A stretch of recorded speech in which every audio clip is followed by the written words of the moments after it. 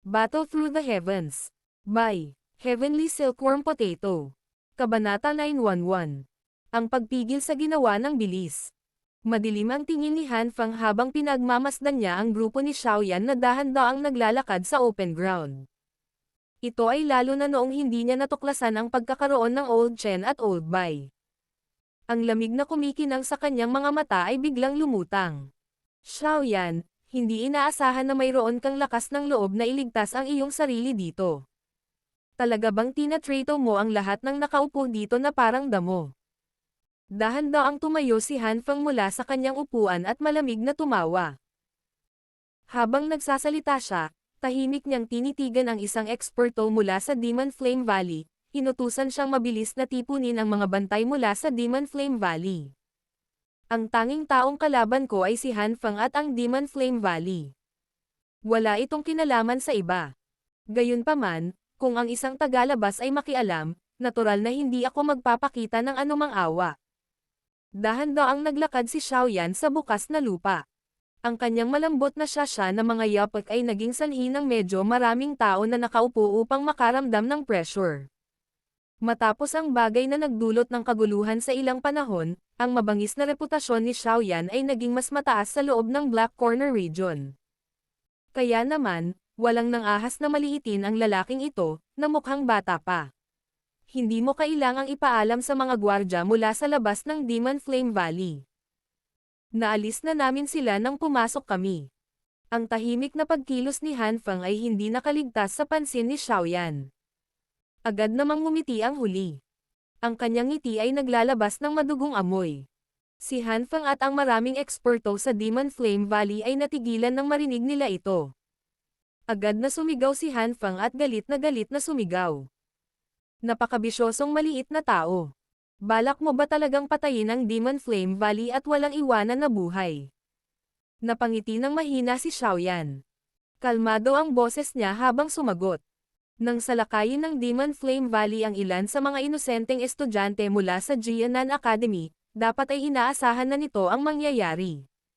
Bagamat ayaw ng Jianan Academy ng massacre, hindi siya sapat na tanga para maging mabait sa kanyang mga kaaway.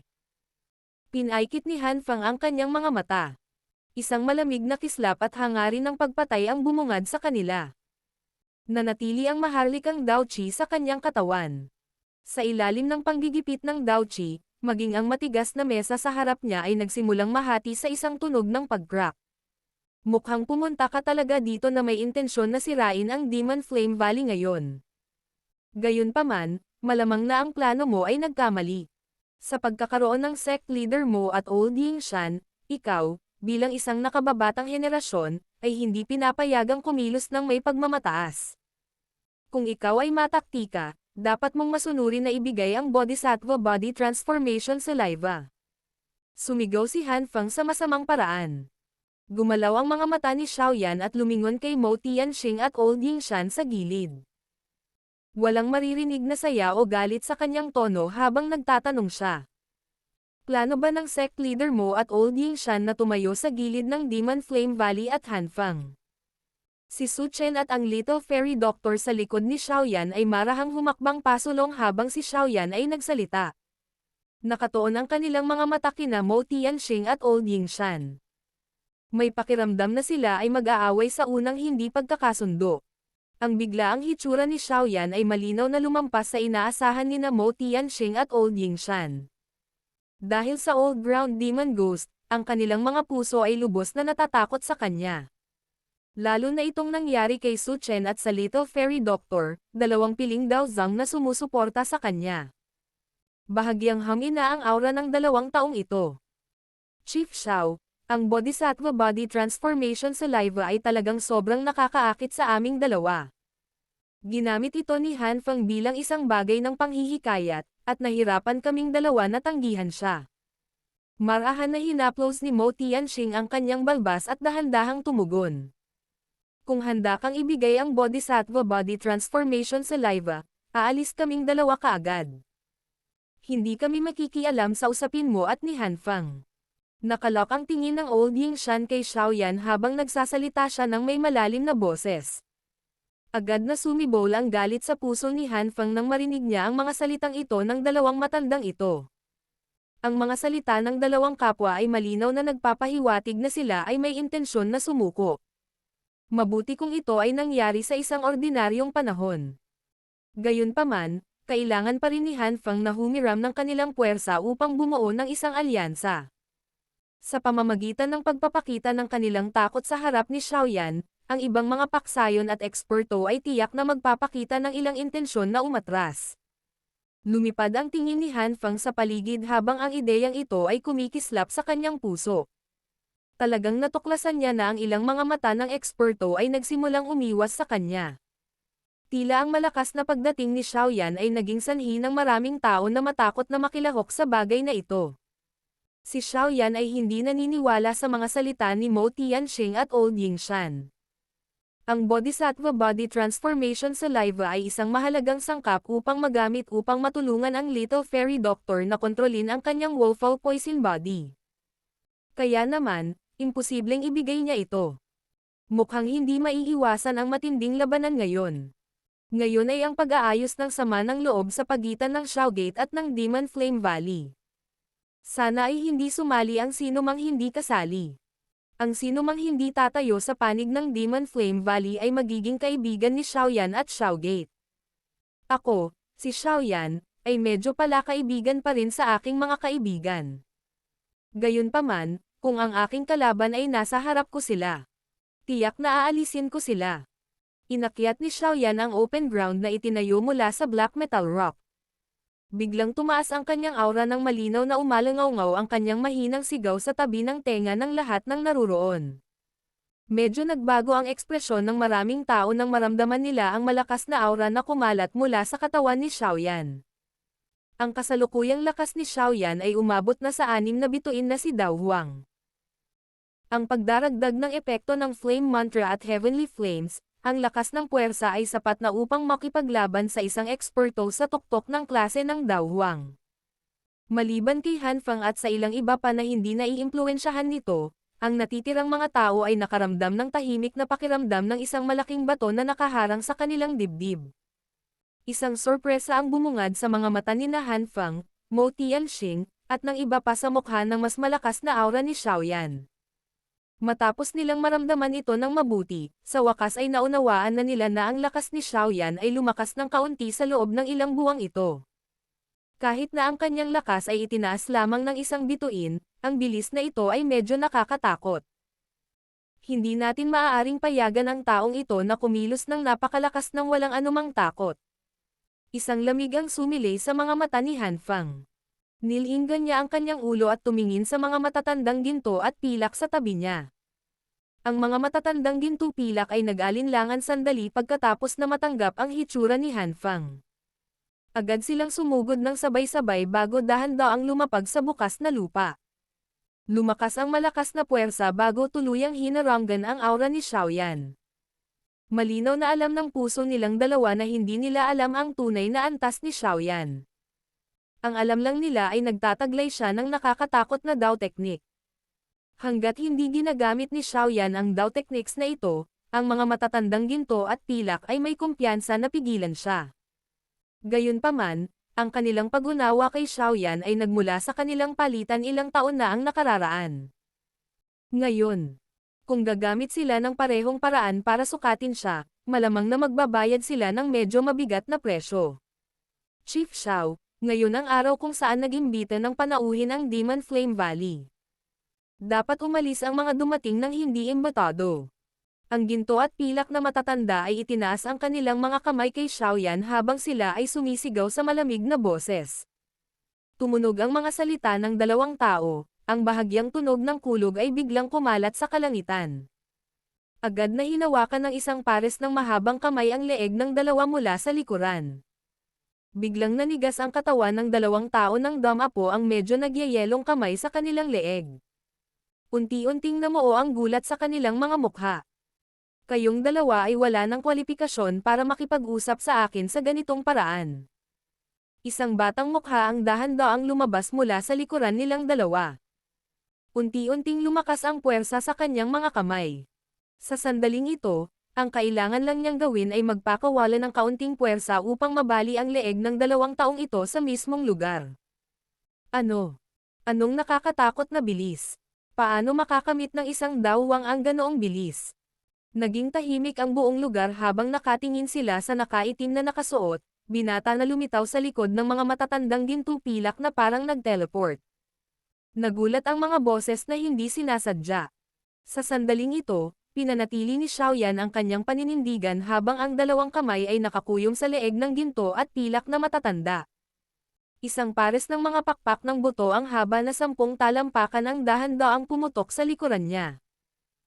Sa bawat oras na ang mga pakpak ng buto ay pumutok, ang bahagyang tunog ng dumadagandong na dagandong ay lilito sa hangin.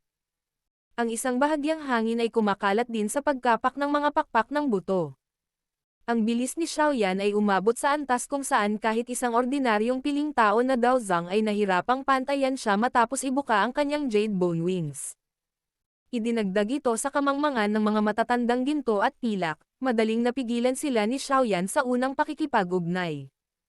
Ang ganitong uri ng visual na pag-atake ay nagbigay sa lahat ng napakalaking pagkabigla. Sa ilalim ng pang-uudyok ng malabong hangarin ng pagpatay na kumalat mula sa kanilang likuran, ang noo ng mga matatandang ginto at pilak ay nagbuga ng isang makakapal at malamig na pawis.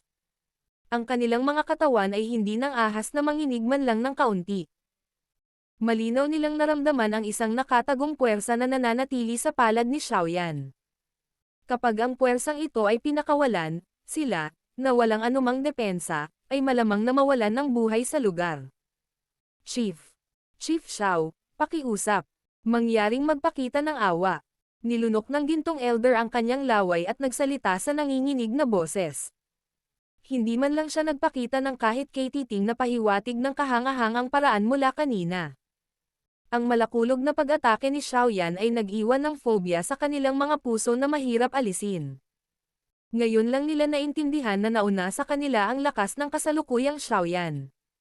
Sa totoo lang, walang kamalay-malay ang dalawa na kung hindi sila naging pabaya sa pagkabigo na maglagay ng anumang depensa, mahihirapan si Xiaoyan na pigilan sila sa isang kisap mata kahit na mayroon siyang nakakatakot na bilis na maihahambing sa isang Daozang.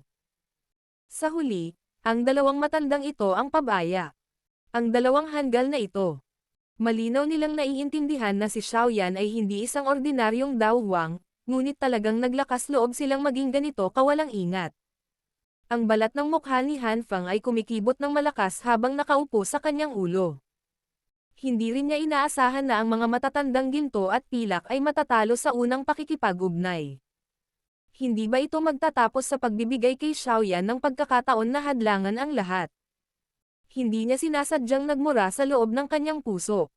Nakasimangot sina Mo Tianxing at Old Yingshan habang tinitingnan ang pares ng jade bone wings mula sa ilalim ng upuan ng pinuno. Sa kanilang paningin, natural nilang nasasabi na ang dahilan kung bakit nagkaroon ng nakakatakot na bilis si Xiaoyan ay dahil sa epekto ng mga buto ng pakpak. Bukod pa rito, malinaw nilang naalala na ang bilis ni Xiaoyan ay mas mababa kaysa rito noong una nilang palitan. Kumunot ang noo ni Mo Tianxing habang nakatitig sa napakapamilyar na buto ng mga pakpak. Ilang sandali pa, sa wakas ay may naalala siya. Ang pares ba ng bone wings na ito ay hindi ang bone wings mula sa magical beast na bangkay na nakuha ni Xiaoyan mula sa auction.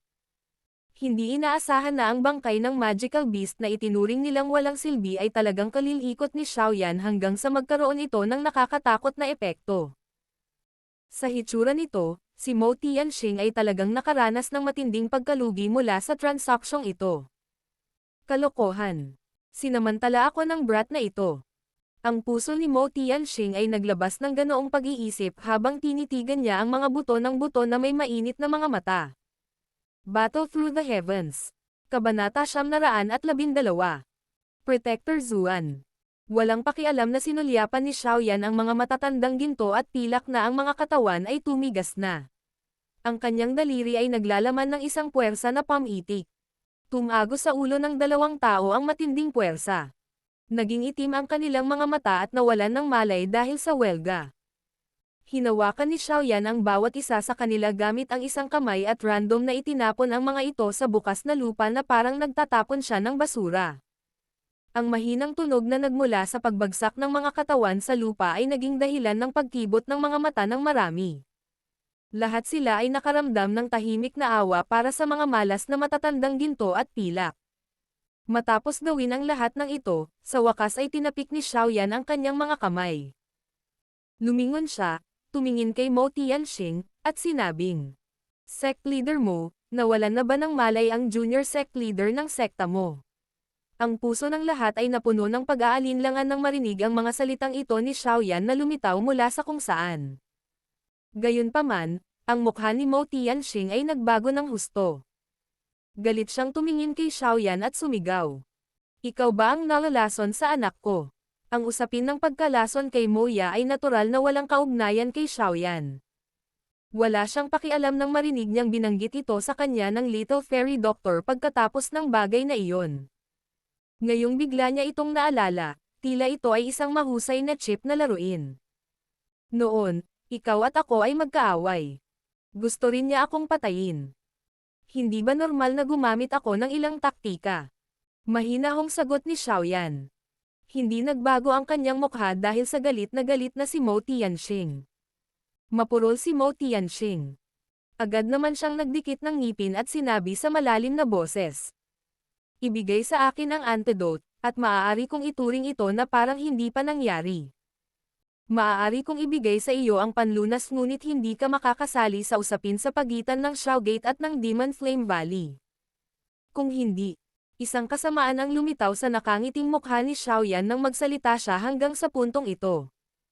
Ang isa ay walang alinlangan na nag-aaksaya ng hininga sa pamamagitan ng pagtatangkang hikayatin ang Tusong Sorrow na ito. Sa halip, mas malaki ang epekto ng pagsasalita ng lahat ng hayagan. Agad na naikuyom ni Mo Tianxing ang kanyang kamao nang marinig niya ito. Medyo nag-alinlangan daw siya. Nang makita ni Han Fang ang kanyang pag-aalinlangan, nagmamadaling sinabi ni Han Fang, "Sect leader mo, nalasan na ba si Moya ni Xiaoyan? Huwag kang mahulog sa kanyang bitag. Alam ko rin ang kaunti tungkol sa detoxification. Tutulong ako sa pagtanggal ng lason kapag natapos na ang bagay na ito." Talagang mataas ang tingin mo sa iyong sarili. Ang isang alchemist at isang poison master ay dalawang malinaw na tinukoy na mga trabaho. Ang isang ordinaryong lason ay maaaring malutas sa pamamagitan ng ilang ordinaryong panlunas. Gayunpaman, ang lason sa loob ng batang lider ng sekta na si Moya ay hindi isang ordinaryong lason. Sa tingin ko ang puntong ito ay isang bagay na lubos na nauunawaan ng sect leader mo. Kaya, kung talagang gusto mong ibigay ang buhay ng iyong anak na lalaki na hindi lason sa isang dalubhasang. Sinulyapan ni Xiaoyan si Han Fang at nginisyan siya bago hindi sinasadyang umiling. Nang marinig ang mga salita ni Xiaoyan, si Mo Tianxing, na medyo kumbinsido kay Han Fang, ay nag-alinlangan muli. Pagkaraan ng ilang sandali, sa wakas ay nagtanong siya sa isang mababang solemna na paraan. "Nangangahas ka bang ganap na gamutin ang aking anak ng lason sa kanyang katawan pagkatapos na ito? Ginagamit ko ang pangalan ng Xiaogate para garantiya ang aking salita. Sect leader mo, makatitiyak ka na hindi nais ni Xiaoyan na madaling masaktan ang isang elite na Daozang maliban na lang kung ito ay talagang kinakailangan." Ngumiti si Xiaoyan at nagsalita pagkatapos marinig ang medyo desperado na tono ni Mo Tianxing. Naninigas ang mukha ni Mo Tianxing. Ilang sandali pa, sa wakas ay tumanggo siya. "Sige, ang matandang ito ay maniniwala sa iyo ng isang beses. Sect leader mo, ang batang ito ay puno ng mga panlilinlang. Malinaw na sinusubukan niyang paghiwalayin tayo. Para bang hindi mo alam ang kanyang lakas. Kung nais niyang ayusin ang mga puntos sa hinaharap, ang lakas ng iyong Black Emperor sect ay malamang na mahihirapan siyang harangin." Isang matinding galit ang bumungad sa mga mata ni Han Fang nang makita niyang si Mo Tianxing ay talagang nakumbinsi ni Xiaoyan na umatras. Sa ibabaw, gayunpaman, nagsalita siya ng may matinding panghihinayang. "Hindi ko gustong gamitin ang aking anak bilang pusta." Malungkot na tugon ni Mo Tianxing. Siya ay naglagay ng tontoneladang pagsisikap na ayusin si Moya sa loob ng maraming taon. Natural, imposibleng mapanood niya lamang ang kanyang anak na nawalan ng buhay sa ilalim ng pagpapahirap ng lason na ito. Bukod dito, Ang dahilan kung bakit mabilis na nakasagot ang matandang ito ay dahil din sa sitwasyon. Kung paano niya ito nakita, kahit na matagumpay na nabuo ni Hanfang ang alyansa, malamang na mahirap para sa kanya na makipaglaban kay Xiaogate at sa Jianan Academy. Pagkatapos ng lahat, ang kadahilanan ng kawalan ng katiyakan ni Xiaoyan ay medyo napakahusay. Kaya naman, mahirap para sa kanya na sabihin kung sino ang mananalo sa laban na ito ng magkabilang panig. Kaya naman, ang pagkuha ng pagkakataong umatras mula sa labanan at panoorin ang laban ng mga tigre mula sa malayo ay hindi isang masamang desisyon. Natural na mahirap para kay Hanfang na hulaan ng mabilis ang maraming alalahanin sa puso ni Mo Tianxing. Gayunpaman, kahit na nahulaan niya ito, malamang na hindi hamina ang galit sa kanyang puso. Ang isang piling Dao Zhang na umaatres sa huling sandali ay walang alinlangan na isang malaking dagok sa kanya. Ito ay lalo na ang kaso sa sandaling ito. Ang orihinal na hindi tiyak na Black Corner region na mga paksayon ay malamang na mahiyain ngayon. Kaya naman, ang kapaligiran ng open ground ay naging mas kakaiba pagkatapos sabihin ni Mo Tianxing na hindi siya sasali. Ang ilan sa mga paksayon at eksperto sa bukas na lupa ay tahimik ding ibinaling ang kanilang mga mata kay Hanfang.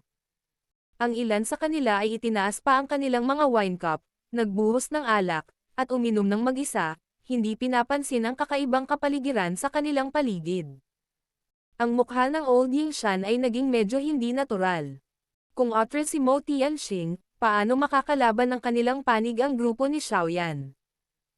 Pagkatapos ng lahat, ang kabilang partido ay may katumbas na 3 piling Dao Zhang, kabilang si Xiaoyan.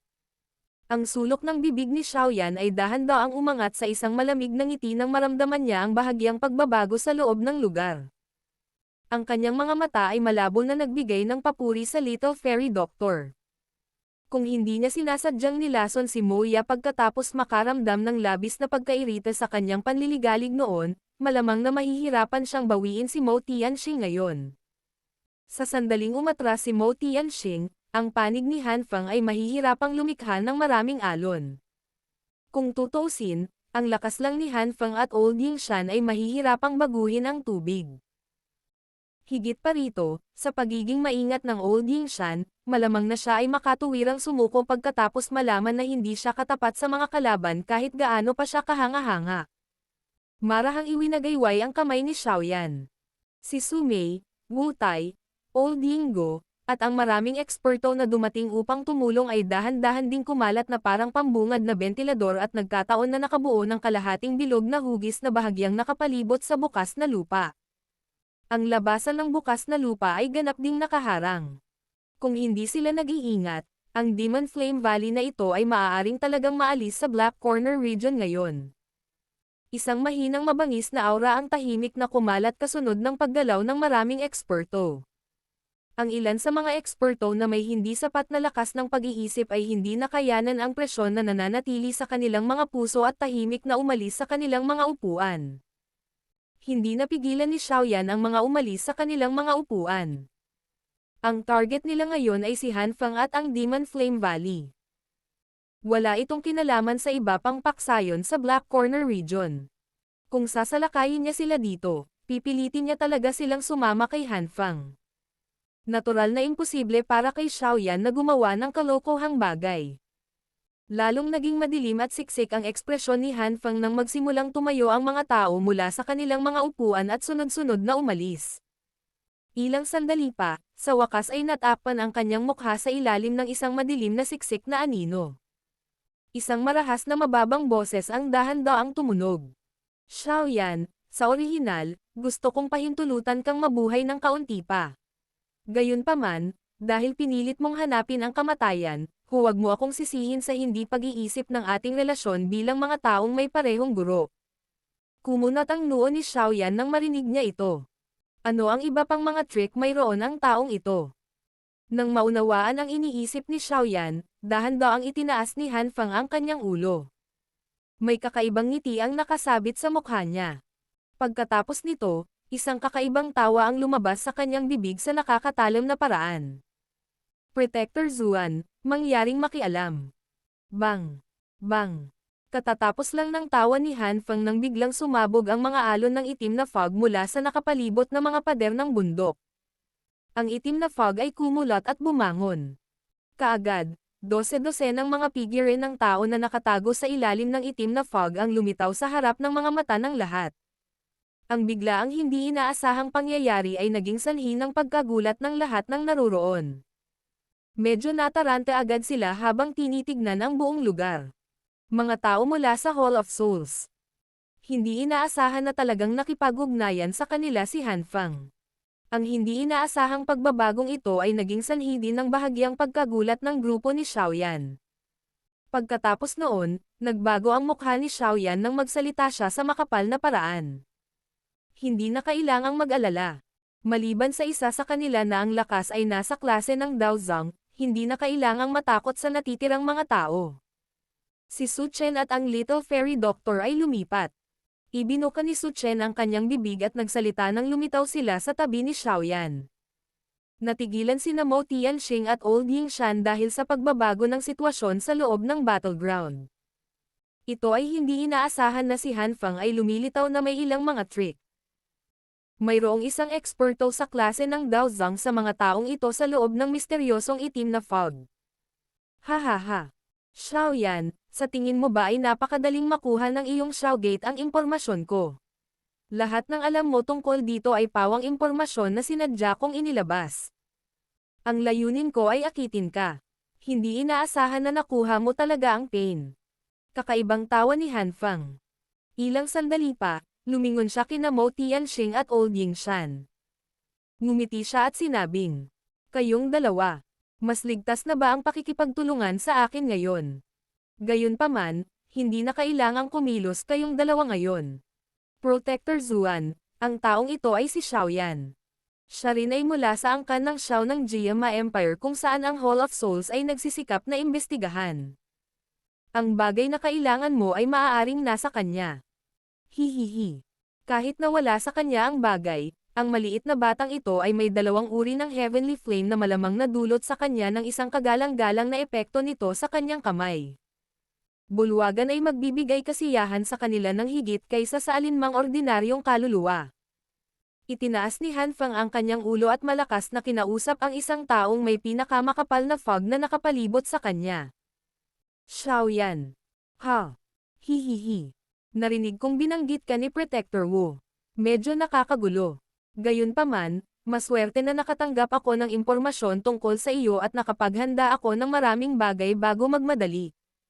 Isang namamaos na boses ang ipinadala mula sa nalalabing itim na fog bago umalangaw sa hindi karaniwang nakakatalam na paraan sa tabi ng tenga ng lahat. Protector Wu. Isang madugong pamumula ang biglang bumalot sa mga mata ni Xiaoyan nang marinig niya ang pamilyar na pangalang ito. Isang galit na hangarin sa pagpatay ay umuusok na parang alon sa kanyang puso. Mukhang may malaking galit ka kay Protector Wu. Hihihi. Inaasahan na. Ang iyong guro ay nahuli ng taong iyon sa harap mo. Bilang alagad niya, siguradong mapapahiya ka. Gayunpaman, hindi mo kailangang mag-abala. Makikita mo na ang iyong guro sa lalong madaling panahon. Ang taong nasa loob ng itim na fog ay nagpakawala ng nakakatakot na tawa bago biglang sumigaw sa malamig na boses. Lahat ng Spirit Envoys makinig. Buuin ang 10,000 Soul Swallow ang formation.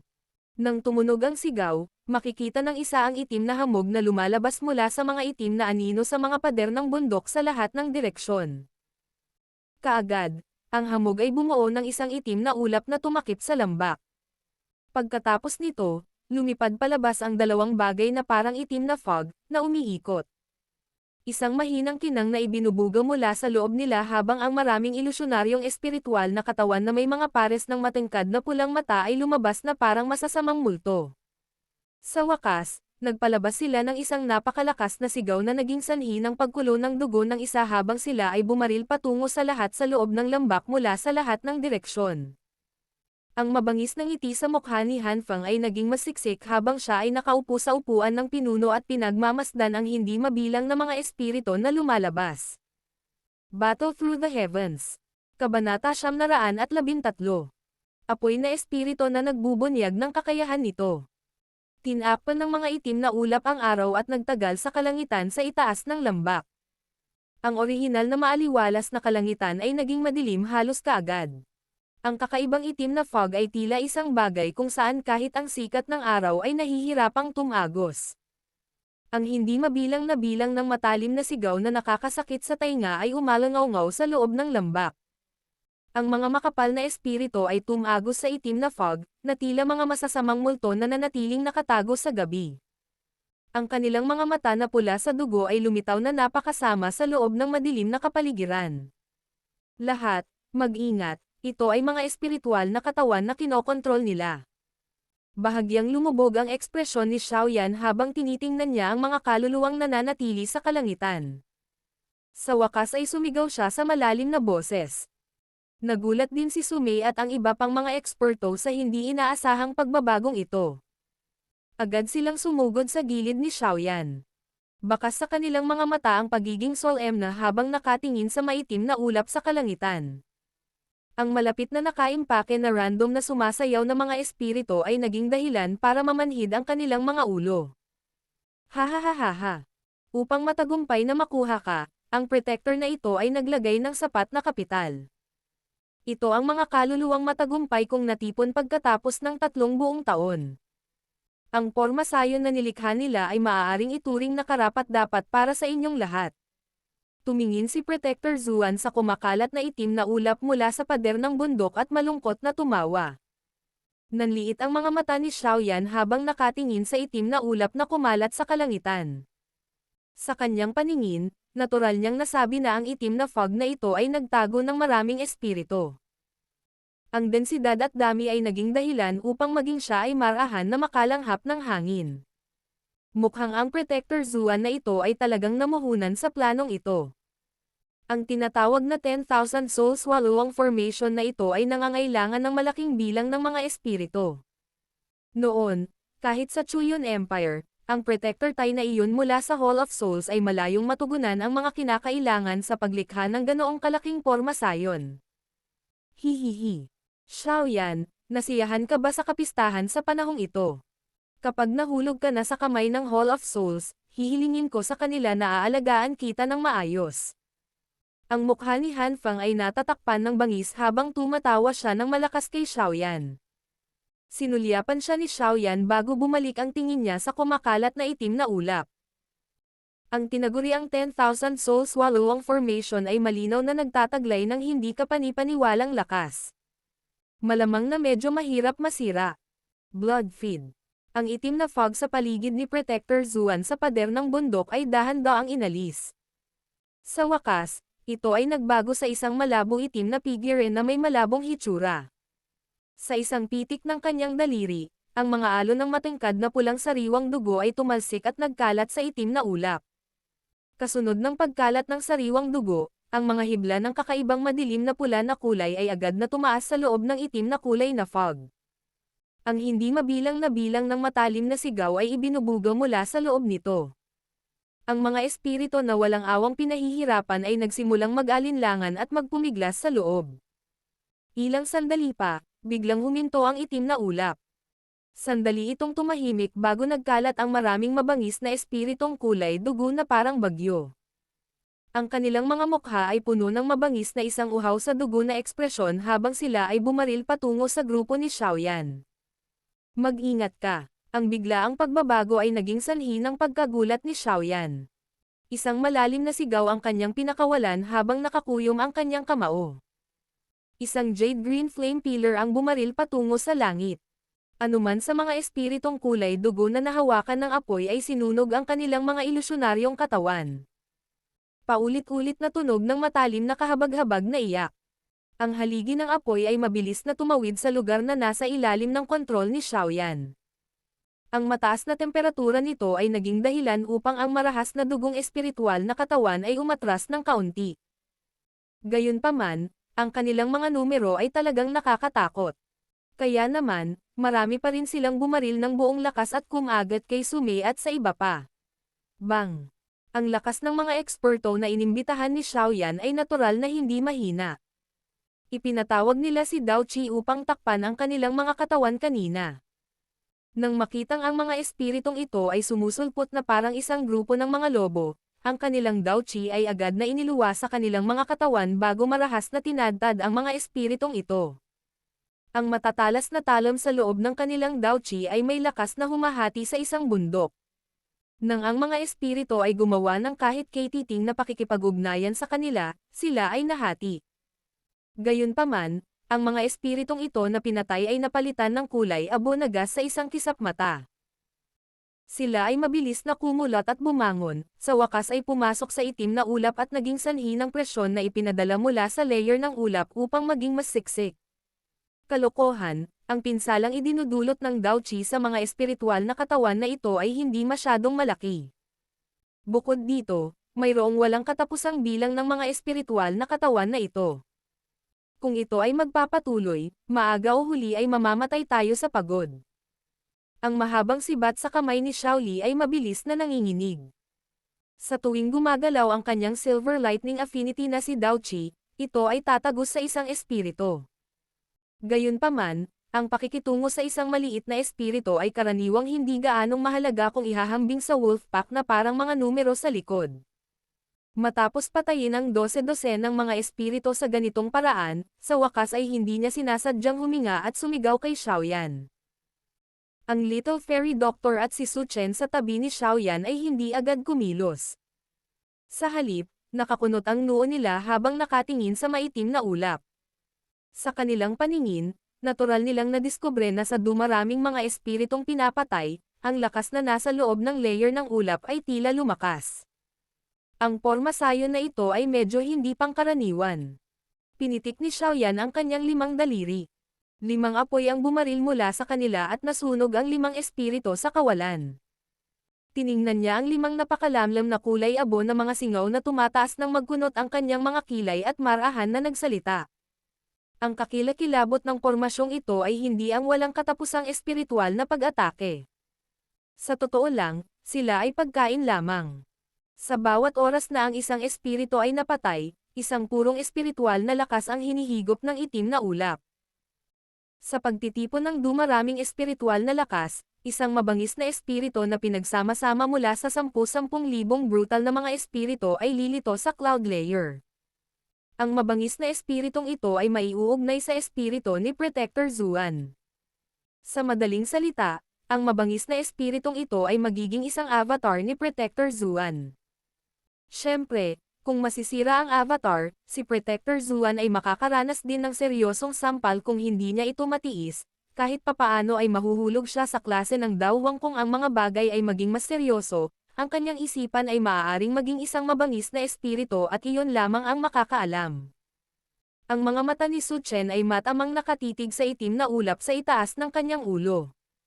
Nagpatuloy siya sa malalim na boses. Bukod dito, sa pagkakaalam ko, sa tuwing gagamit ang isang tao ng ganoong kalaking porma sayon, hindi kakaunti ang bilang ng mga espiritong nauubos. Karaniwan, kakaunti lamang ang mga tao mula sa Hall of Souls ang gagamit ng ganoong porma sayon.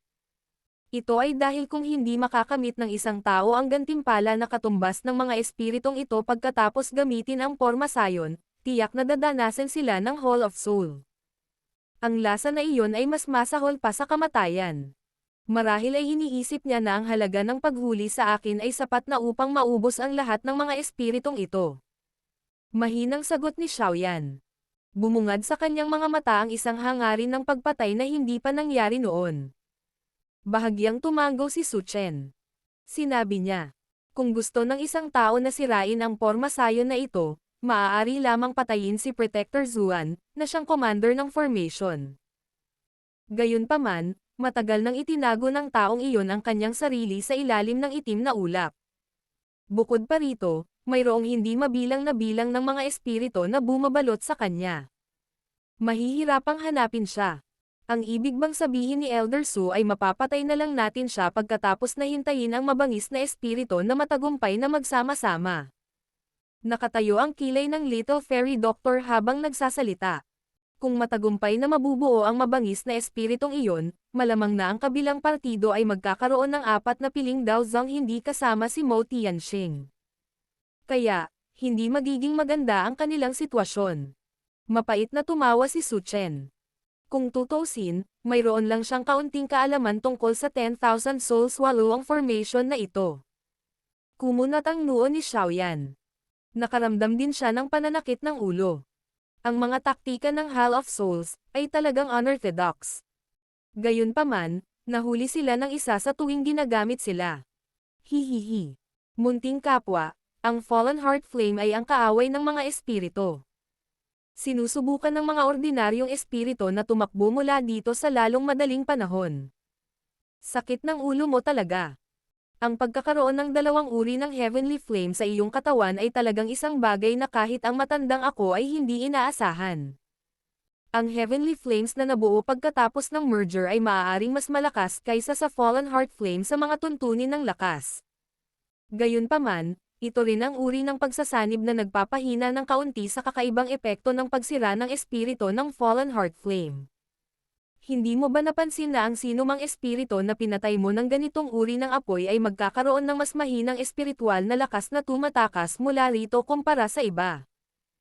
Kung puro Fallen Heart Flame ang gagamitin mo, ang mga espiritong ito ay magiging kawala.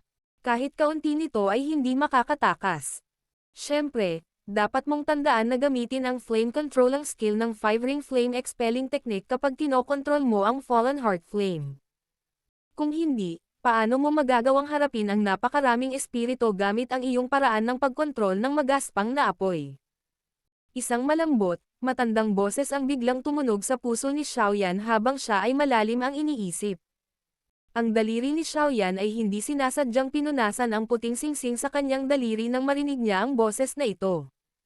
Isang liwanag ang bumungad sa kanyang mga mata. Bilang dating may-ari ng Fallen Heart Flame, ang pangunawa na mayroon si Tian Wu Zunzi tungkol dito ay natural na lumampas sa maihahambing ni Xiaoyan. Salamat Elder Yao. Ang puso ni Xiaoyan ay nagdala ng kagalakan habang pinasalamatan niya si Tian Wu Zunzi.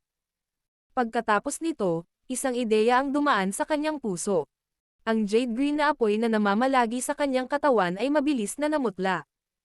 Pinalitan ito ng Invisible Fallen Heart Flame. Kasunod ng paglitaw ng di nakikitang apoy na ito, ang kulay dugo ng mga espiritu, na umaakay mula sa lahat ng direksyon, nang hindi nalalaman kung ano ang tunay na takot ay nagsiwalat ng isang hibla ng takot sa kanilang marahas na mga mata. Talagang epektibo ito. Bumangon ang kagalakan sa puso ni Xiaoyan nang makita niya ito. Ang selyo sa kanyang kamay ay biglang nagbago at ang hindi nakikitang apoy ay lumabas sa kanyang katawan. Sa wakas, sinundan nito ang pagbabago ng kanyang selyo ng kamay at bumuo ng hugis lobo na espiritu ng apoy na mahigit 100 talampakan ang laki sa itaas ng kanyang ulo. Matapos mahubog ang espiritu ng apoy ng lobo na ito, ang mga kulay dugong espiritu na kumalat sa kalangitan ay biglang bumuo ng hindi mapakali na kaguluhan. Ang kanilang charging momentum ay hindi na rin kasing takot gaya noong una. Wow! Ang espiritu ng apoy ay humarap sa langit at nagpakawala ng mahabang panaghoy. Isang invisible na ripple ang kumalat mula sa bibig nito na parang sound waves. Ang lahat ng mga espiritu na sinaktan ng hindi nakikitang apoy na ito ay nagsimulang manginig. Pagkatapos nito, isang bang tunog ang sumunod at sila ay napalitan ng kawalan. Sa pagkakataong ito, gayunpaman, ang pagkawasak ng espiritu ay hindi nakabuo ng kahit katiting na espiritual na lakas. Kasunod ng masaker na ito ng hugis lobo na espiritu ng apoy, ang mga tao sa ibaba, na bumaba sa isang mapait na pakikibaka sa mga espiritu, ay naramdaman din ang pagbabawas ng presyon sa kanila. Paano magiging katugma ng lahat ang mga espiritong ito pagkatapos na mawalan ng bentahe sa numero? Sila ay ganap na pinatay sa loob ng ilang mga hak at laslas. Sa wakas, ang mga alon ng kulay abo na gas na katatapos lang mabuo ay nilamon ng napakalaking apoy na hugis lobo. Battle Through the Heavens. Kabanata 914. Pagtitipon ng mabangis na espiritu. Wow! Wow! Wow! Ang napakalaking espiritu ng apoy na hugis lobo ay humagulgol sa kalangitan. Mabilis na kumalat ang invisible ripples. Ang natitirang dugong pulang espiritual na mga katawan ay naging kawalan sa ilalim ng mga alon. Walang kahit kaunting espiritual na lakas ang nakatakas sa kanila. Fallen Heart Flame. Brat, minamaliit kita. Hindi inaasahan na makokontrol mo ito sa ganoong lawak. Kasunod ng malakihang masaker na ito ng hugis lobo na espiritu ng apoy, ang maitim na ulap na naglalaman ng mga bakas ng madilim na pamumula ay nagsimulang umikot.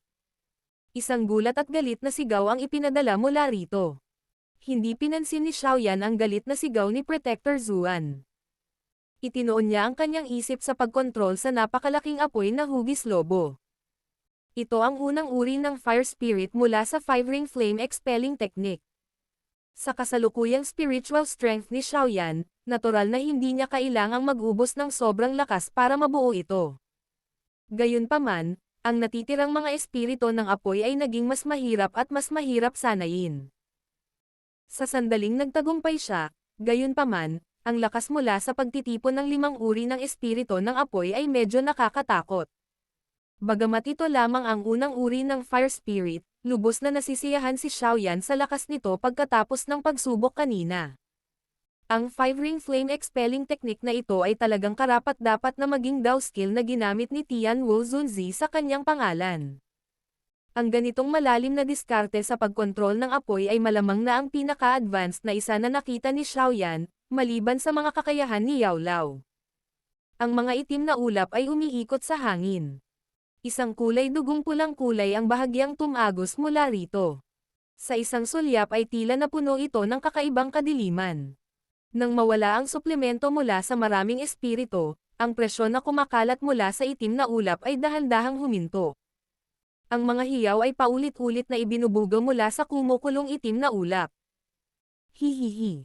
Brat, ang lakas ng Fallen Heart Flame ay talagang lumampas sa inaasahan ng protector na ito. Gayunpaman, hindi mo dapat isipin na maaari mong basagin ang 10,000 Soul Swallow formation sa ganitong paraan. Ang masasamang tawa ni Protector Zuan ay biglang napalabas mula sa tumatagos na itim na ulap. Blood Spirit Poison. Biglang sumilaw ang dugo mula sa loob ng maitim na ulap matapos ang malamig na pagtawa ni Protector Zuan. Matalim na sigaw na nakakasakit sa tainga. Nagkaroon pa nga ng mahinang pagnguya na naging dahilan ng pagbukas ng mga pores ng isa. Nakuha ng taong iyon ang lahat ng espiritu upang lumunin ang isa't isa. Kung magpapatuloy ito, isang mabangis na espiritu ang lilito. Solemn na ang ekspresyon ni Su Chen. Hindi niya maiwasang magsalita sa malalim na boses habang nakatingin sa kakaibang itim na pulang ulap. Nararamdaman niya ang nakakagulat na marahas na emosyon na ibinubuga mula rito. Bahagyang nagsalubong ang kilay ni Xiaoyan. Hindi siya sumagot dahil mabilis na nabuo ang kanyang handsil. Maraming ilusyon pagkatapos lumitaw ang mga imahe. Ilang sandali pa, biglang huminto ang kanyang handsil at ang kanyang bibig ay sumigaw ng mahina. Pumunta ka. Kalalabas lang ng sigaw sa kanyang bibig nang biglang lumitaw ang tumataas na tila apoy sa mga mata ng napakalaking apoy na hugis lobo na espiritu na nasa itaas ng ulo ni Xiaoyan. Isang 10 talampakan na laking invisible na apoy ang nasunog na may putok sa katawan nito. Wow! Ang hugis lobo na espiritu ng apoy, na naglalabas ng nakakagulat na init mula sa katawan nito, ay nagpakawala ng mahabang panaghoy. Agad na sumugod ang napakalaking katawan nito pasulong. Sa loob ng ilang mga blink, ito ay lumitaw sa ilalim ng itim na ulap. Pagkatapos nito, ang hugis lobo na espiritu ng apoy ay marahas na nabangga dito. Sa paglapit ng hugis lobo na espiritu ng apoy, ang itim na ulap ay agad na lumiit, lumilitaw na tila na bigla. Napalitan din ng panandali ang katahimikan ang matalim na sigaw sa loob nito. Isang malamig na ungol ang biglang tumunog sa loob ng itim na ulap. Kaagad, nag-iba-iba ang isang bahagi ng itim na ulap. Lumitaw ang malabong figure ni Protector Zuan. Nakikita ng isa ang kanyang kamay na nakaunat bago dahan-daang idiniin ang hugis lobo na espiritu ng apoy. Sa lakas ng kanyang palad, isang maringal na kulay itim na fog ang agad na lumabas at nakipagugnay sa di nakikitang apoy na nananatili sa ibabaw ng hugis lobo na espiritu ng apoy habang ang isang nakakatalam na tunog ng chi-chi ay pumutok. Si Xiaoyan, na may koneksyon sa pag-iisip sa hugis lobo na espiritu ng apoy, ay nakakunot ang noo habang nakatayo sa ibaba ng ang espiritu ng apoy ay naharang. Nagbago ang kanyang handsil at isang malakas na espiritual na ripple ang lumundag sa parang kidlat mula sa pagitan ng kanyang mga kilay. Sa wakas, pumasok ito sa katawan ng hugis lobo na espiritu ng apoy. Nang matanggap ang malakas na suporta ni Xiaoyan, ang hindi nakikitang apoy sa katawan ng hugis lobo na espiritu ng apoy ay muling tumaas ng mahigit 10 talampakan. Lumaki ang napakalaking bibig nito at isang napakainit na apoy ang bumaril kay Protector Zuan. Bahagyang nanikip ang puso ni Protector Zuan nang maramdaman niya ang hindi nakikitang alon na nakapaloob sa kanyang puso. Ang espesyal na epekto ng Fallen Heart Flame sa mga espiritu kasama ang malalim na pamamaraan ng pagkontrol ng apoy ni Xiaoyan ay nagdulot ng labis na pagtaas ng lakas nito. Kaya naman, kahit si Protector Zuan ay ayaw na harapin ito ng direkta. Ang itim na fog sa katawan ni Protector Zuan ay mabilis na kumalat habang ang ideyang ito ay lumitaw sa kanyang puso. Agad na huminto ang kanyang katawan at nakatago sa loob ng mga patong ng itim na ulap sa paraang parang multo. Ang hindi nakikitang haligi ng apoy ay hindi tumama kay Protector Zuan. Sa halip, bumaril ito sa itim na ulap at umasa sa nakakatakot na temperatura nito upang mapunit ang 70 hanggang 80 talampakan ang lapad na butas sa loob ng madilim na itim na ulap. Pinaikit ng grupo ni Xiaoyan ang kanilang mga mata habang ang kanilang paningin ay tumagos sa walang laman na butas.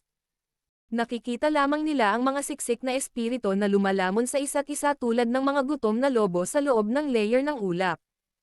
Ang paraan na iyon ay parang mga lason na uod sa loob ng isang kahon, kung saan walang awa nilang pinatay at kinain ang kanilang kasama upang maging huling nakaligtas.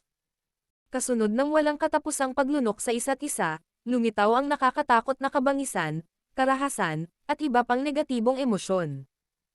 Ang cloud layer na iyon ay dumami at kumalat. Malabo na naramdaman ni Xiaoyan at ng iba pa na ang isang mabangis na espiritu ay mabilis na nabuo sa loob nito. Explode. Medyo madilim at solemn na ang mukha ni Xiaoyan. Ang kanyang kamay ay biglang napakuyom at ang hindi nakikitang haligi ng apoy na bumaril sa ulap ay sumabog ng putok. Kumalat ang isang mainit na alon ng apoy. Anumang espiritu na nakipag-ugnayan dito ay napalitan ng kawalan. Pagkatapos nitong malaking sukat na pagkasira ng Fallen Heart Flame, ang madilim na pamumula sa loob ng itim na ulap ay tila naging mas mapatla. Maliwanag. Ang pag-atake ni Xiaoyan kanina ay nakasira ng malaki. Brat, nasira mo ang halos 1,000 espiritu. Ang protector na ito ang magpapabayad sa iyo sa utang na ito pagkatapos nito. Gayunpaman, ikaw lang ang hindi makakapigil sa mabangis na espiritu na malikha. Ang madilim at malamig na boses ni Protector Zuan ay dahan-daang naililipat habang ang cloud layer ay umiikot.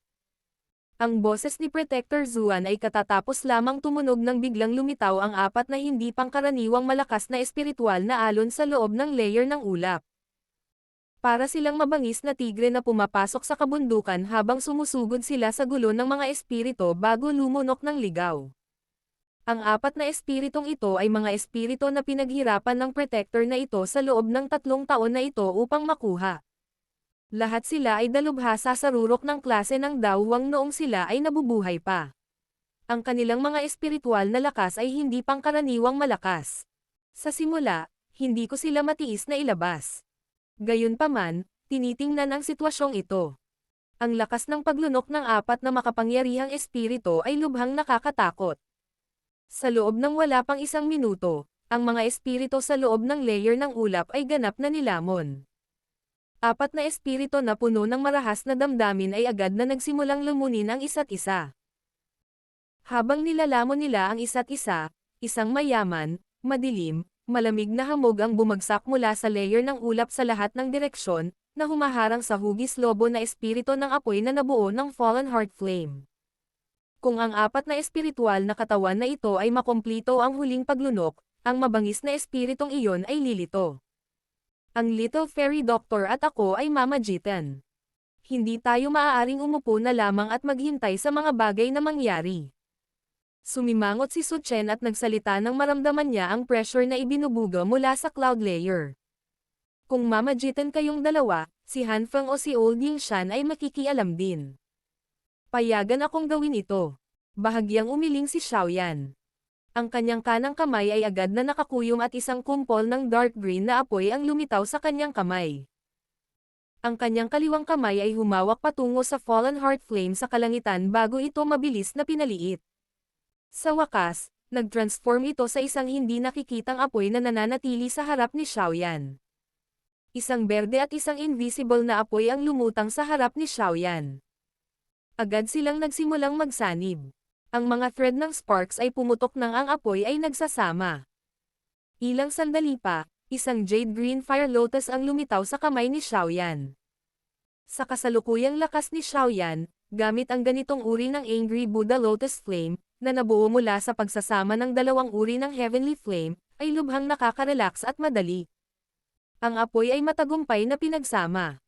Ihahagis na sana ito ni Xiaoyan nang biglang tumunog ang boses ni Tian Wuzunje sa kanyang puso. Teka lang, huwag mong sirain ang mabangis na espiritong iyon.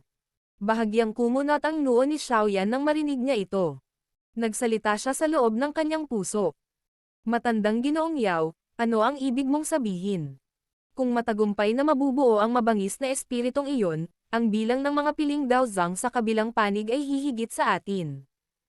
Ang agos mo ay hindi nakabawi sa iyong lakas. Tumawa si Tian Wuzunzi. Ang kanyang boses ay naglalaman ng matinding init. Ipaubaya mo na lang sa akin ang mabangis na espiritong ito. Ang malaking dami ng espiritual na lakas na ito na naipon ay magiging isang mahusay na pampalakas para sa akin. Kung maaari kong lunukan at pinuhin ito, ang aking espiritual na lakas ay malamang na makabawi sa klase ng Daozang. Bahagyang tumaas ang mga kilay ni Xiaoyan. Pagkatapos nito ay dahan-daang bumaba ang kanyang kamay. Kung naka-recover si Tian Wuzunzi sa Daozang class, tiyak na malaking tulong ito sa kanya sa hinaharap. Matandang Ginoong Yao, may tiwala ka bang gawin ito? Ang mabangis na espiritu na iyon ay pinagsama-sama mula sa hindi mabilang na bilang ng mga brutal na emosyon. Kung lulunukin mo ito, malamang na maimpluwensyahan nito ang iyong isip. Sandaling nag-alinlangan si Xiaoyan bago nagsalita. Hihihi. Kaya kailangan kitang problemayan. Kapag nasupil ko na ito sa hinaharap, kakailanganin kong hiramin ang Fallen Heart Flame mo. Tumawa ng malakas si Tian Wuzunzi. Tahimik na nakahinga ng maluwag si Xiaoyan sa loob ng kanyang puso. Nakangiti niyang sabi, wala namang problema dito. Kung ganoon, aasa ako sa Elder. Xiaoyan, mabilis. Ang mabangis na espiritu ay malapit ng mabuo. Nakita ni Su Chen sa gilid na si Xiaoyan ay nanatiling tahimik pagkatapos pagsamahin ang apoy. Hindi niya sinasadyang hinimok siya. Kung mabubuo ang masamang espiritong ito, malamang na siya at lahat ng naruroon ay mamamatay. Nakabawi si Xiaoyan matapos marinig ang boses ni Su Chen. Ngumiti siya sa huli bago itinaas ang ulo para tingnan ang kumukulong itim na ulap. Dahan-dahan niyang sinabi, huwag mag-alala si First Elder. Ang mabangis na espiritong iyon ay hindi makakagawa ng marami. Matapos dahan-daang tumunog ang boses ni Xiaoyan, ang umuusok na ulap sa kalangitan ay biglang tumigas sa gitna ng isang hindi mapapantayang tili. Isang despotikong aura ang dahan-daang bumaba mula sa itaas. Umalangaw-ngaw sa kalangitan sa sandaling ito ang mapagmataas na mabangis na tawa ni Protector Zuan. Umalangaw-ngaw sa nakakatalam na paraan sa buong lugar. Xiaoyan, kung masunurin kang sumuko ngayon, papayagan ka nitong protector na magdusa ng mas kaunti. Battle Through the Heavens. Kabanata 915. Pagkikita sa labanan. Ang malakas na tawa ni Protector Zuan ay umalangaw-ngaw sa kalangitan na parang kulog, na naging dahilan upang magbago ang mga ekspresyon ng medyo maraming tao sa ibaba. Kaagad, maraming mga tingin ang agad na bumaling sa maitim na ulap. Kahit na ang itim na ulap ay tumigil na sa pag-ikot sa sandaling ito, isang solemn na pulang kulay ang ibinubuga. Ang ilan sa mga taong naroroon, na mas mahina, ay nakadama ng isang marahas na damdamin na tahimik na tumataas mula sa kaibuturan ng kanilang mga puso kung saan man lumipat ang pulang dugong kulay na ito. Mabilis nilang binantayan ang kanilang mga isip habang nag-aampon ng mga gulat na mukha. Si Su Chen at ang Little Fairy Doctor sa gilid ay bahagyang nagkunot ang kanilang mga kilay nang maramdaman nila ang kabangisan na kumakalat mula sa itim na ulap. Hindi nila maintindihan kung bakit hindi kumilos si Xiaoyan kanina. Nakaramdam ba talaga siya ng sapat na tiwala upang tapusin ang mabangis na espiritong ito, na magkakaroon ng lakas na sapat para makipaglaban sa isang piling Daozang. Maaaring hindi ito maintindihan ng Little Fairy Doctor sa loob ng kanyang puso ngunit mayroon siyang kakaibang tiwala kay Xiaoyan. Alam niya na dahil sa karakter ni Xiaoyan, tiyak na hindi siya gagawa ng isang bagay na kalokohan. Lahat, mag-ingat. Solemn na din ang ekspresyon ni Xiaoli. Ikinaway niya ang kanyang kamay sa lahat at mahinang sumigaw.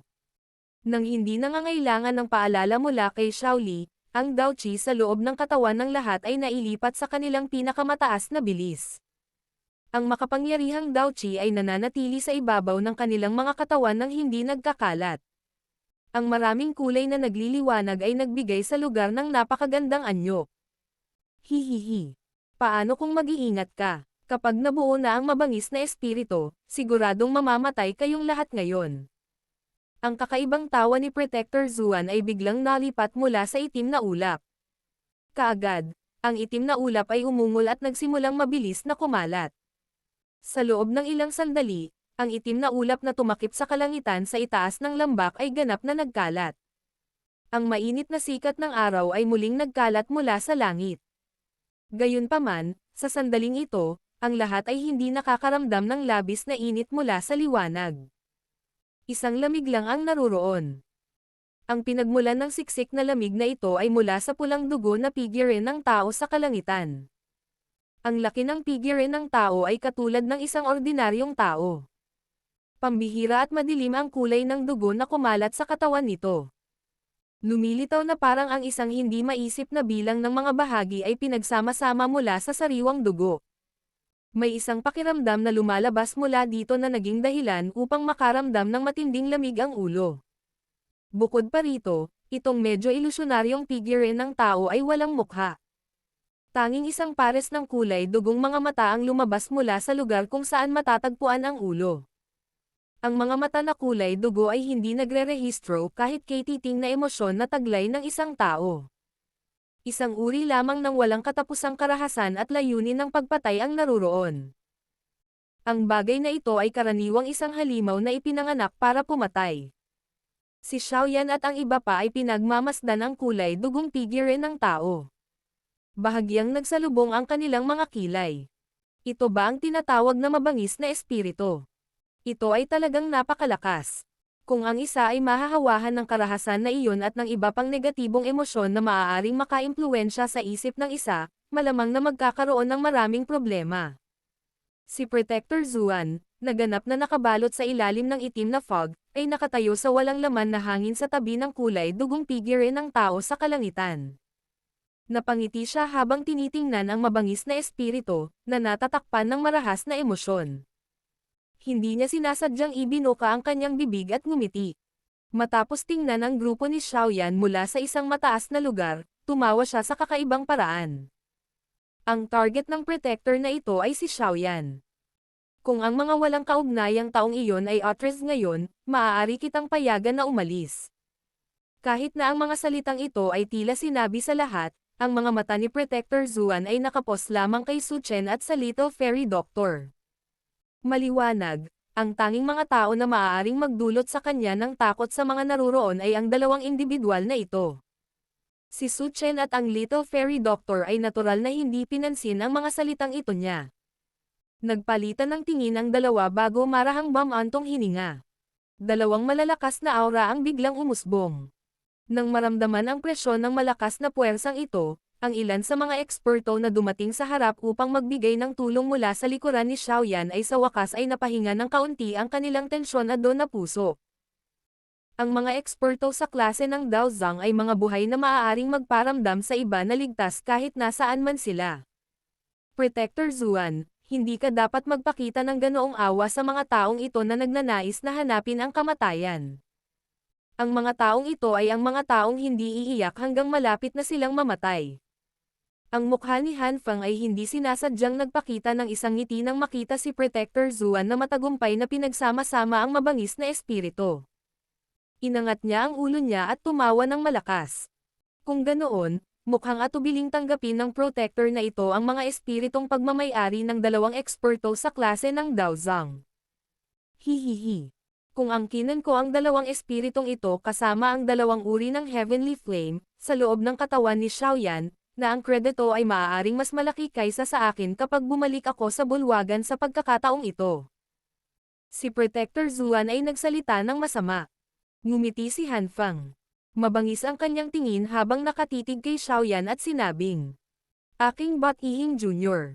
Kung nagpatuloy ka sa pagtago sa Jianan Academy, wala na sana akong magagawa sa iyo. Gayunpaman, inihatid mo ang sarili mo sa lugar na ito. Hindi mo masisisi ang senior na ito sa pagiging matigas."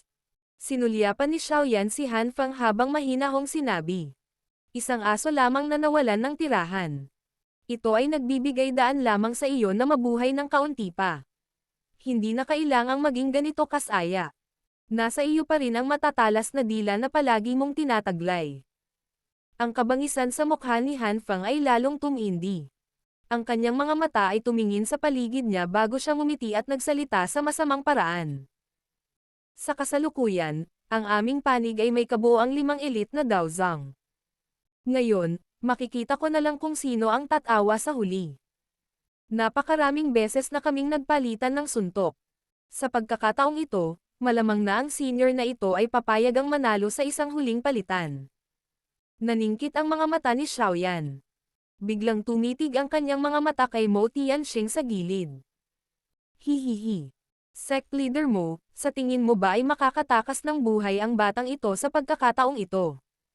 Nasabi ko na rin na medyo nakisawsaw na rin ako sa mga lason at tiyak na tutulong sa pagpapaalis ng lason sa iyong anak pagkatapos nito. Bakit mo gustong ilagay ang iyong sarili sa isang mapanganib na posisyon dahil sa isang maliit na tao sa pagtanggi?" Sumulyap si Han Fang kay Mo Tianxing at malamig na tumawa pagkatapos maramdaman ang tingin ni Xiaoyan. Sa kasalukuyang battleground na ito, halos hindi makalaban ng panig ni Xiaoyan ang 3 elite na Daozang sa kabuuan. Ang panig ni Han Fang, sa kamay, ay magkakaroon ng 4 na eksperto na katumbas ng isang Daozang kahit na hindi kasama si Mo Tianxing. Sa isang sulyap, lumilitaw na si Han Fang ang nakakuha ng mataas na kamay. Kaya, sa sandaling ito, ang posisyon ni Mo Tianxing ay napakahalaga. Kung tutulungan niya ang grupo ni Han Fang, napakababa ng pagkakataon na manalo ang grupo ni Xiaoyan. Gayunpaman, kung tutulungan niya si Xiaoyan, ang bilang ng mga eksperto ng magkabilang partido ay magiging pantay. Ang katulong na pinaghirapan ni Han Fang para imbitahan ay mawawalan ng saysay.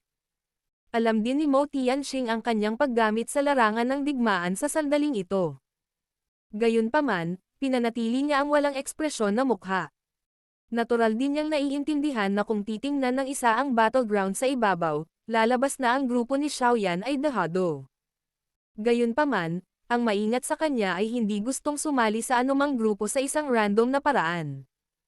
Bagamat malinaw niyang naiintindihan na si Xiaoyan ay kasalukuyang may lakas ng 6-star Daowang, si Mo Tianxing ay nakadama pa rin ng kakaibang takot para sa kanya.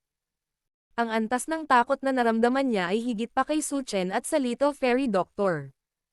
Pagkatapos ng lahat, ang dalawang taong ito ay walang kakayahan na talunin ang isang 7-star na eksperto sa klase ng Daozang hanggang sa siya ay muntik ng mapilayan. Ang kaisipang ito ay mabilis na kumislap sa puso ni Mo Tianxing. Ilang sandali pa, ngumiti siya ng mahina at sinabing, "Ang usapin ngayon ay naging masyadong malaki. Ang matandang ito ay walang katapangan sa inyong mga kabataan. Kaya, hindi ako sasali sa mga bagay na ito." Bahagyang kumunot ang noo ni Han Fang nang marinig niya ang mga salita ni Mo Tianxing. Isang malamig na kislap ang sumilay sa malalim na bahagi ng kanyang mga mata. Gayunpaman, napangiti siya sa kanyang mukha. Mabuti kung hindi siya tinulungan ni Mo Tianxing. Hanggat hindi siya tumakbo para tulungan si Xiaoyan, may kumpiyansa si Han Fang na ayusin ang lahat ng sama ng loob sa nakaraan ngayon.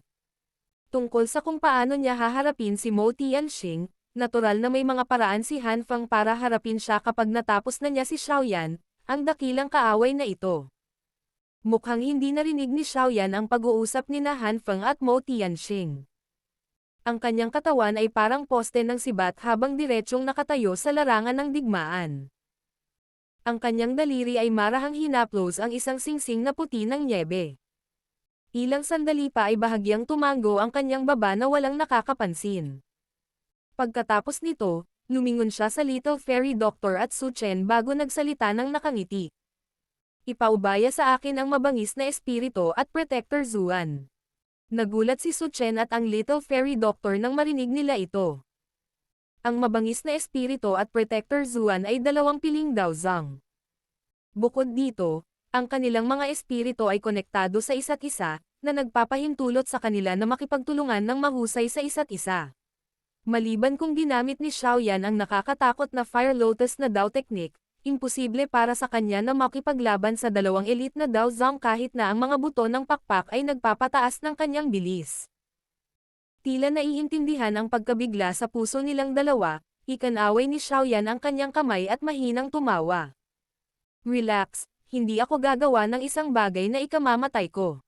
Nang makita ang ngiti sa mukha ni Xiaoyan, si Su Chen at ang Little Fairy Doctor ay nag-alinlangan sandali bago tumango. Sa karaniwang karakter ni Xiaoyan, hindi siya mukhang walang ingat na tao.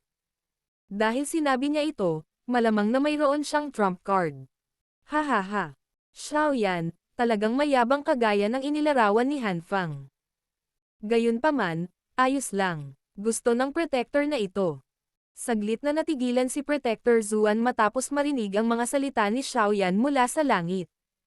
Saka lang siya natawa ng malakas. Bahagyang nagsalubong ang mga kilay ni Han Fang. Tumingin siya kay Xiaoyan na medyo hindi sigurado. Ang taong ito. Ano ang ginagawa niya? Hinahamon niya talaga ang dalawang piling Daozang gamit ang lakas ng klase niyang Daohuang. Hindi ba siya naghahanap ng kamatayan? First Elder, Little Fairy Doctor, ipauubaya ko sa iyo ang iba. Hindi pinansin ni Xiaoyan ang maraming titig na puno ng panunuya mula sa kanyang paligid. Nanginginig ang kanyang mga balikat at dahan-dahang umusbong ang isang 10 talampakang haba ng Jade Bone Wings. Ibinaling niya ang kanyang ulo kay Su Chen at sa Little Fairy Doctor bago ngumiti sa kanila. Kaagad, ang mga buto ng mga pakpak ay na-flap at ang kanyang katawan ay naglabas ng shoo na tunog habang ito ay inilunsad sa kalangitan. Sa totoo lang, ito ang unang pagkakataon na nakabuo ako ng isang mabangis na espiritu. Ngayon, gagamitin kita bilang isang alay. Malamig na tumawa si Protector Zuan nang makita niya si Xiaoyan na sumugod sa isang tuwid na linya. Isang ideya ang pumasok sa kanyang isipan at ang kulay dugo na ilusyonaryong figure sa tabi niya ay biglang bumagsak sa paraang parang kidlat. Ang kamao nito ay nagdala ng isang marahas na hangin at isang malakas na presyon habang binasag nito si Xiaoyan. Darating pa ang kamao ng ang hangin na nakapaloob dito ay palm unit sa hangin at biglang umabot kay Xiaoyan. Ang maitim na mga mata ni Xiaoyan ay mahigpit na nakalok sa kulay dugo na figure ng tao na dumadaloy. Unti-unting umangat ang sulok ng kanyang bibig sa isang malamig na ngiti. Dahan-dahang humigpit ang kamay na sinuot niya sa puting singsing bago niya ito inindayog. Pinili talaga ni Xiaoyan ang pinaka-hindi mabuting pakikipagharap kapag nahaharap sa pag-atake ng isang elite na Daozang. Sa pagtingin sa eksenang ito, ang mga espadang iginuhit na kapaligiran sa ibaba ay naging mapurol. Ang taong ito. Talagang naghahanap siya ng kamatayan. Ang saglit na nagbago ang ekspresyon ng maraming tao ay ang sandaling nakipag-ugnayan din ang kamao ni Xiaoyan sa mabangis na espiritu. Gayunpaman, bago pumutok ang puwersa, ang puting singsing sa kanyang daliri ay biglang kumandat at nagbuga ng nakasisilaw na ningning. Si Protector Zuan, na may espiritual na koneksyon sa mabangis na espiritu, ay nagbago ng ekspresyon sa sandaling lumitaw ang malakas na ningning na ito.